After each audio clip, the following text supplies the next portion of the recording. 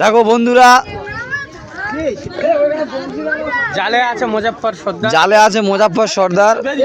টেকরা মাছের ঝাঁক উঠেছে, ও মা কালী দিব্যি ঝাঁক তো টেকরা মাছের। দেখো আপনারা কি দেখতে পাচ্ছেন? দেখুন দেখুন টেকরা মাছের ঝাঁক।